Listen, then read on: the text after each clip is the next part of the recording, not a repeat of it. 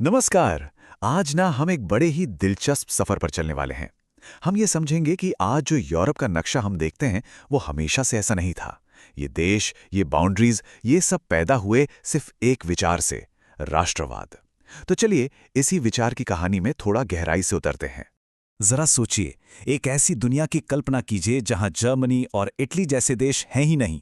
कोई खुद को जर्मन या इटालियन नहीं कहता। अजीब लगता है ना सुनने में, लेकिन यकीन मानिए, राष्ट्रवाद से पहले का यूरोप बिल्कुल ऐसा ही था।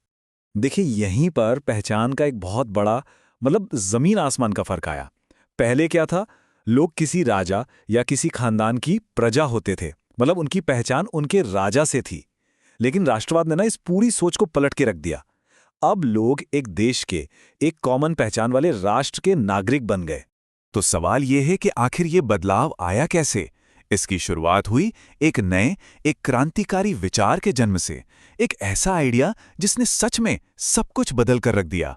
और वो आइडिया था राष्ट्रवाद। तो ये राष्ट्रवाद है क्या भला? अगर बिल्कुल सीधे सीधे समझें तो ये एक यकीन है, एक विश्वास है कि जिन लोगों की संस्कृति, भाषा और इतिहास सब कुछ एक जैसा हो, उन्हें मिलकर अपना एक आज़ाद देश बनाना चाहिए। आप कह सकते हैं कि ये हम सब एक हैं वाली फीलिंग है। और इस आइडिया की चिंगारी भड़की 1789 की फ्रांसीसी क्रांति से। पहली बार नारे गूंजे स्वतंत्रता, समानता और बंधुत्व। लेकिन सबसे बड़ा गेम चेंजिंग बदलाव ये था कि पावर राजा के हाथों से निकलकर आम लोगों के पास आ गई। अब देश का मतलब राजा नहीं, बल्कि देश के लोग थे। और इस नई सोच के साथ नए सिंबल्स भी आए, जैसे तिरंगा झंडा और राष्ट्रगान। और देखिए, ये विचार सिर्फ फ्रांस की सीमाओं में कैद होकर नहीं रहा। नेपोलियन बोनापार्ट जैसे लोगों ने जब अपनी जीत का परचम लहराया, तो उनके साथ साथ ये क्रांतिकारी विचार भी पूरे यूरोप में आग की तरह फैल गए। तो फ्रांस से निकली ये चिंगारी पूरे कॉन्टिनेंट में फैली कैसे? चलिए देखते हैं कि इस विचार ने कैसे अपनी जड़ें जमाई और आगे चलकर इसका क्या रूप सामने आया। अब इस नए आइडिया के झंडा बरदार कौन थे? ये थे यूरोप के नए पढ़े लिखे लोग, वकील, टीचर, व्यापारी। ये जो नया मिडिल क्लास उभर रहा था ना, वो अब राजशाही से तंग आ चुका था। उनकी सीधी सीधी मांगें थीं, हमें एक संविधान चाहिए और कानून के सामने सब बराबर होने चाहिए। लेकिन एक बात समझनी होगी, राष्ट्रवाद सिर्फ पॉलिटिक्स नहीं थी, ये तो दिलों को छूने वाली एक कल्चरल लहर भी थी।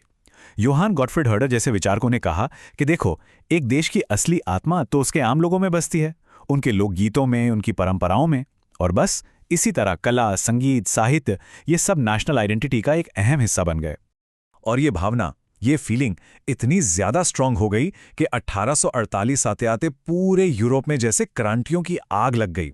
इसे लोगों का वसंत या स्प्रिंग टाइम ऑफ पीपल्स भी कहते हैं। फ्रांस में राजशाही को उखाड़ फेंका, जर्मनी, ऑस्ट्रिया, हंगरी, हर जगह विद्रोह भड़क उठे।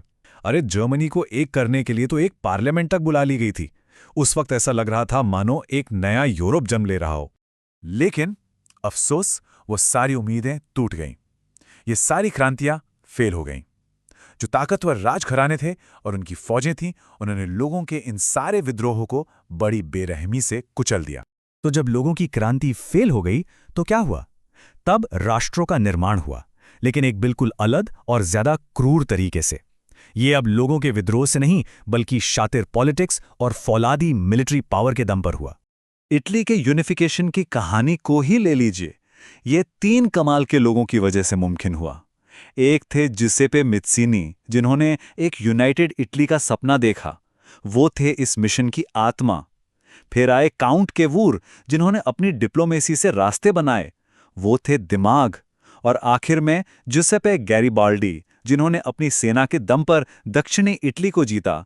वो थे इसकी तलवार। दूसरी तरफ था जर्मनी, जिसका एकीकरण हुआ ब्लड एंड आयरन, यानी रक्त और लौह की पॉलिसी से। और इसके पीछे दिमाग था ओटो वॉन बिस्मार्क का। उनका साफ मानना था कि बड़े बड़े मसले भाषणों से हल नहीं होते, वो हल होते हैं जंग और लोहे से। और बस इसी सोच के साथ उन्होंने लाइन से 3 युद्ध लड़े और जीते।